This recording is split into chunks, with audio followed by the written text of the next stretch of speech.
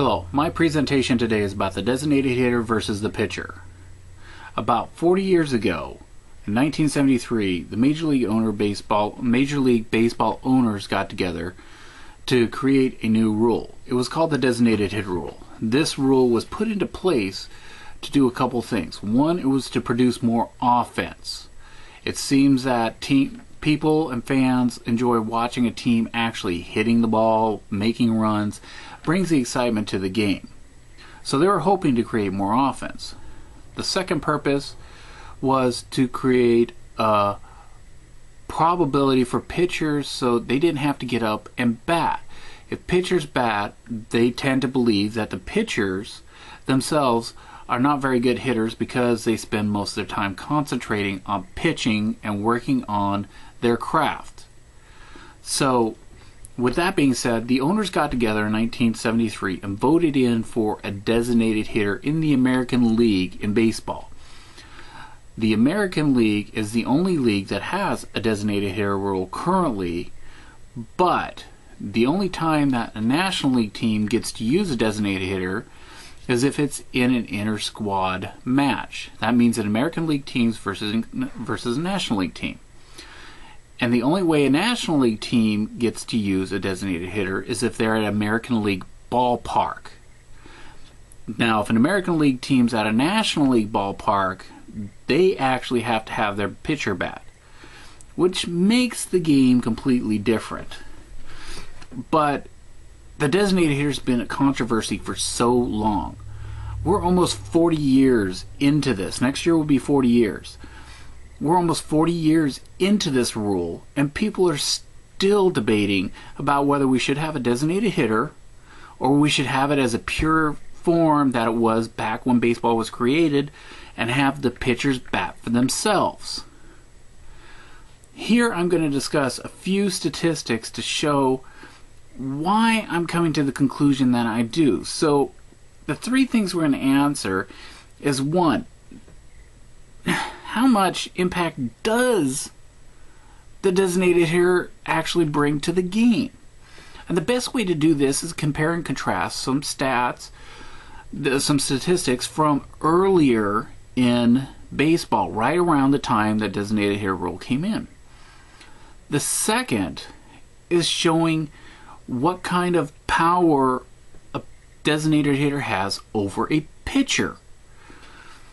Does the pitcher really hinder a team, or does it actually show that the designated hitter actually produces a lot more than a pitcher batting?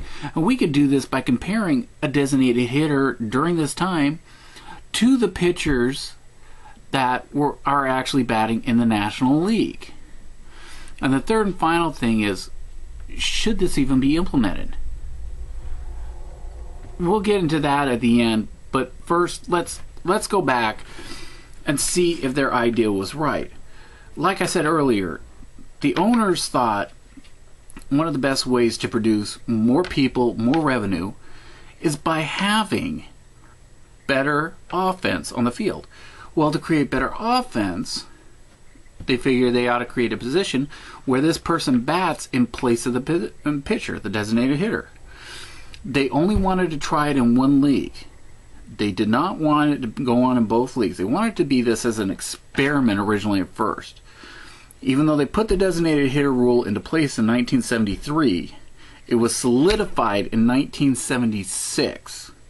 So they actually gave it 4 baseball seasons before they said, we love this, we're keeping it, let's keep doing with this. So these offensive players are supposedly power hitters, these designated hitters. These are the people that are going to bring in runs, hit the ball farther so that a person that's on third base can run in and score a run. They assume that the pitchers can't do this. Well, really, to judge how well this was actually happening, if they were right, we should look at a couple years before the rule, and then I'm going to look at another 4 years after the rule was put in place. I'm going to look at 3 areas. I'm going to look at runs batted in, home runs, and batting averages.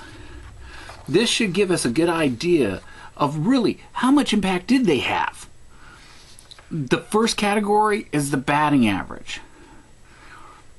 As you can see on this chart, the American League team, I calculated together all the information we needed from the statistics of every American League team. Okay, now note, one of the years I pulled off is 1977. In 1977, there was actually 14 teams. Seattle Mariners and the Toronto Blue Jays joined in 1977. But from 73 to 76, there were 12 teams in the American League, and also in 71 and 72, there was also 12 teams. As you can see, the batting average actually was a really big change. In 1971, the highest year before that, the teams overall, all the players on the American League teams combined, overall hit for 247. So they're hitting less than 1 out of every 4 at-bats. Immediately in 1973, they showed an 8.4% increase over the year prior. The offense was batting.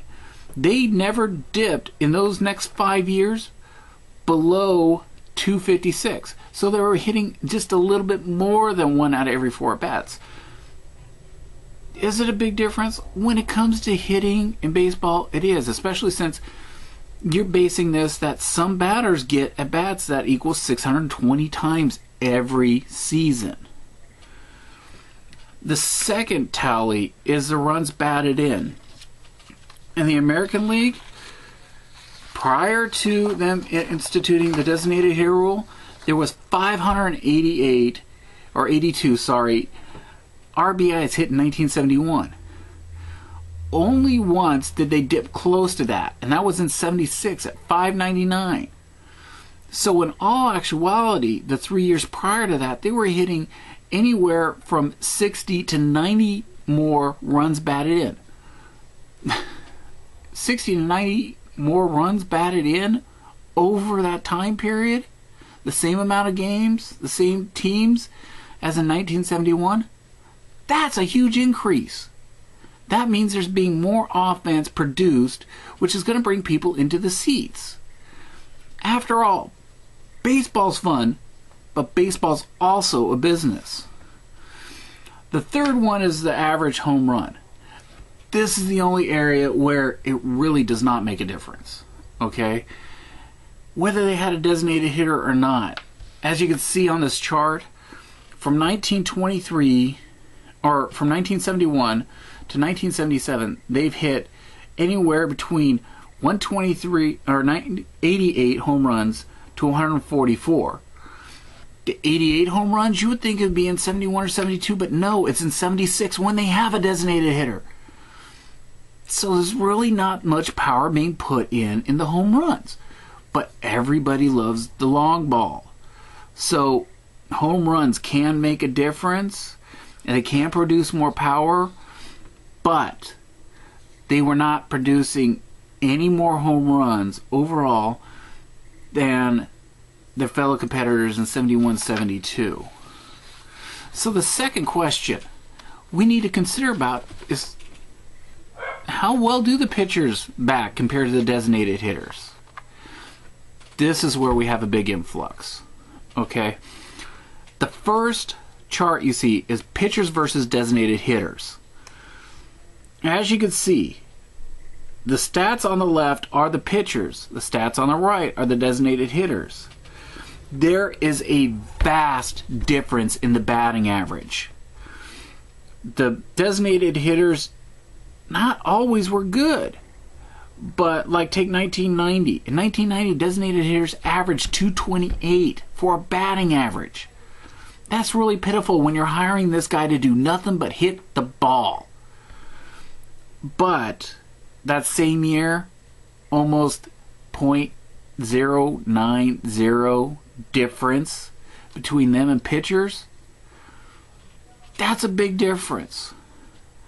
That means that this person is almost a full percentage down from where they were hitting or than the designated hitters hitting.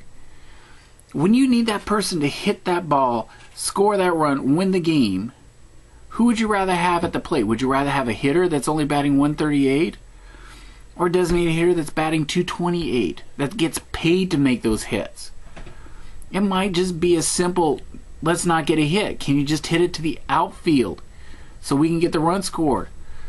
It's not always simple, but from this stat, I'd rather have the designated hitter than the pitcher. The next one's home runs. No comparison. If you look at the chart, the biggest year for pitchers is that every player in, and this chart is based on players, not on teams anymore. Every player that's a pitcher is going to, on average, in 1975, hit .4 of a home run, where the designated hitter will hit 8.4. And look at 2000. Things have changed with pitching and hitting. In 2000, pitchers were hitting .45 home runs a year. Every individual pitcher, where every designated hitter was hitting over 16 home runs a year. That's a big difference. That's big runs. And you got to know, with a home run, they're going to at least score one run. Sometimes it's going to be two because someone else is on base. Or maybe there's two runners, so you get three. Or maybe there's three runners and you get a grand slam and get all four. Either way you go, the designated hitter for producing offense has been poignant, especially in the home run category. They wipe out the pitchers there.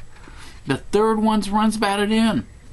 Again, the highest year was in 1980, where the pitcher was hitting on average 5.95 runs per year. Where on the lowest year, designated hitter, 35.5 runs per year they would bat in. The highest year, 2000, of my statistics shows that they made the designated hitter was batting in almost 64 runs a year, compared to the pitcher who was basically almost hitting 5. I'd rather have someone who's bringing in 64 runs in a game than a pitcher who's bringing in 5. It's a no-brainer. So should we make designated hitter an obsolete stat? Or should we keep with the pitchers hitting? The whole name of the game in baseball is hitting, scoring. The way you win a game is by scoring more runs than your opponent. With a pitcher, you're going to have less chance to do that. With a designated hitter, you're going to have a better opportunity to do that. And the other thing that makes a big difference on this is the fact that with pitchers, you could cause strain on them. Pitchers are always working on their craft. They don't have time for batting practice. And if they do get batting practice, it's maybe 15 minutes before the game that they're pitching for that week. Then, if you're lucky, they're going to pitch twice in that week, so they get 30 whole minutes of batting practice. Where a regular baseball player will get anywhere from 20 to 30 minutes every day of batting practice. before every game, whether they're playing or they're not. Batting is a craft. You got to keep up on it. You got to keep going on it. That's not to say that you will never get a pitcher that's a good hitter or is a run producer. Steve Carlton was one of the best hitting pitchers ever. He's in the Hall of Fame. He was a pitcher from the 1980s. He averaged over his lifetime a 245 average, but yet he also had 2 seasons that were over 300 for a batting average, which is very well in baseball. But then again, you could also see that there's people out there that want to see the designated hitter. I cite back in 2005 when Edgar Martinez with Seattle Mariners was about to retire. They were playing an interleague game in Philadelphia, and the team owner of Philadelphia petitioned the Major League Baseball commissioner to ask them to have one game where designated hitters were allowed. Edgar was getting up in age. He would not play the field. If he did, there was a risk he would get injured. But Philadelphia fans wanted to see Edgar play so much that they petitioned to have him be able to play and use a designated hitter rule for just one game. It got denied because otherwise it would be considered a Seattle as the home team, and when Philadelphia was actually the home team. But the designated hitter made an impact. Everyone wanted to see Edgar bat, but they couldn't because they were a non-designated hitter team. They were in the National League. I don't think the designated hitter is hurting anybody. Let's keep the designated hitter in. In fact, if you want to worry about the pitchers just pitching, you could carry less pitchers on a National League team and have more hitters and produce more offense than you would if you allowed the designated hitter. Yes, I am a Seattle fan, so I might be biased. But I too am a baseball fan. I enjoy seeing runs produced. So in my opinion, let's keep the designated hitter. The stats don't lie. You want to produce runs. Runs are what win the game, and you want to see your team win. Let's put them in. Designated hitter all the way through. Enjoy yourself.